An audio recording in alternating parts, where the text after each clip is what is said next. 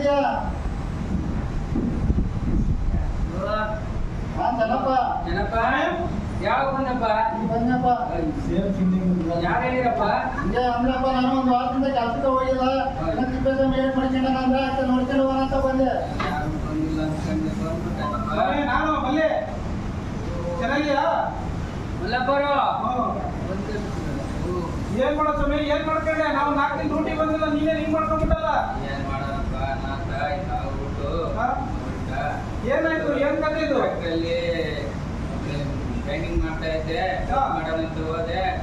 Dress ಮಾಡ್ಬೇಕಾದ್ರೆ gargle ಹಾಕ್ಬೇಕಾಯ್ತು. ಆ gargle ಆಗ ಇನ್ನೇನು ಆಗ ನಮ್ಗೆ ಡ್ರೆಸ್ ಮಾಡಿ ಗಾಗಲೊಳಗೆ ನೀರು ಪಟ್ಟಂತಪ್ಪ. ನಂಗೆ ನೋಡು ಈ ತರ ಆಗೋಯ್ತಪ್ಪ. ಅಲ್ಲ ಮಾರಾಯ, ಹೊಸದಾಗ ಬರೋ ಟ್ರೈನಿಂಗ್ ಹುಡುಗಿ ಎಲ್ಲ ಕೂಡ ನೀನೇ ಗೈಡ್ ಮಾಡ್ತಾ ಇದ್ದೆ. ನಮ್ ಕಂಪ್ನಿ ನಾವೇ ಹೇಳ್ತಿದ್ವಿ, ನಮ್ ತಿಪ್ಪೇಸ್ವಾಮಿ 30 ಸರ್ವಿಸ್ ಬರೋ ಹುಡುಗರಿಗೆಲ್ಲ ಅವರೇ ಟ್ರೈನಿಂಗ್ ಕೊಡೋದು ಸೇಫ್ಟಿ ಬಗ್ಗೆ ಅಂತ. ಎಲ್ಲರೂ PP ಹಾಕ್ಸೋದ್ ಬಗ್ಗೆ ನೀನೇ ಒಂದು ಕಡ್ಡಾಯ ಹಾಕ್ತಿದ್ದೆ. ಸೇಫ್ಟಿ ಆಫೀಸರ್ಗೂ ಕೂಡ ಓದಾಡ್ತಿದ್ದೆ PP ಕೊಡಲ್ಲ ಅಂದ್ರೆ. ನೀನೇ ಮಾಡ್ಕೊಂಡಿದ್ಯಲ್ಲ, ಹೆಂಗೆ ಇದು ಎಲ್ಲ ಹೇಳಿ ಹಿಂಗಾಯ್ತು ಮಲ್ಲಪ್ಪರೇ.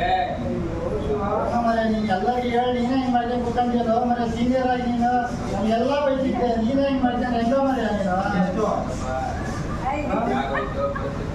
ಅಲ್ಲ ಕಣ ಚೆನ್ನಪ್ಪ, ನಾವು ಕಂಪ್ನಿನಲ್ಲಿ ಮನೆಯಲ್ಲಿ ಎಲ್ಲಾ ಕಡೆ ಸೇಫ್ಟಿ ಬರ್ಕೊಳ್ತೀವಿ.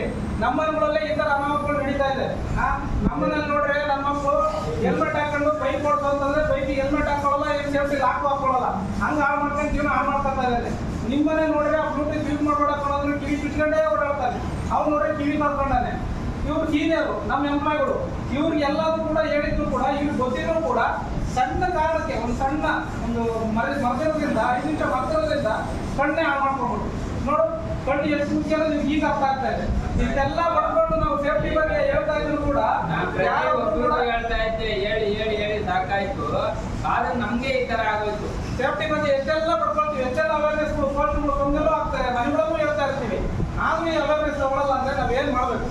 ಯಾವ ರೀತಿ ಹೇಳ್ಬೇಕು ಹೇಳು? ಗೊತ್ತಾಯ್ತಲ್ಲ, ಈ ತರ ಮಾಡೋದ್ರಿಂದ ಎಷ್ಟು ಜನ ಕಂಡ್ಕೊಳ್ಬೋದಂದ್ರೆ, ಎಷ್ಟು ಜನ ರೋಡ್ ಆಕ್ಸಿಡೆಂಟ್ ಅಲ್ಲಿ ವೀಲಿಂಗ್ ಮಾಡಿ ದೇಹಗಳು ಕರ್ಕೊಂಡು ಹಾಳಾಗ್ತಾ ಇದ್ದಾರೆ.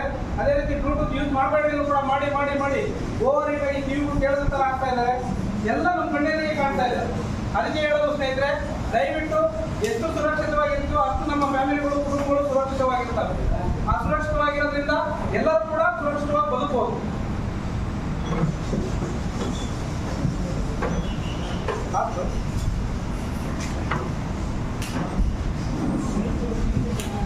ಸುರಕ್ಷತಾ ಸಾಧನಗಳನ್ನು ತಪ್ಪದೆ ಸರಿಯಾದ ಕ್ರಮದಲ್ಲಿ ಬಳಸೋಣ. ನಮ್ಮ ಜೀವನವನ್ನು ಸುರಕ್ಷಿತವಾಗಿ ರಕ್ಷಿಸಿಕೊಳ್ಳೋಣ.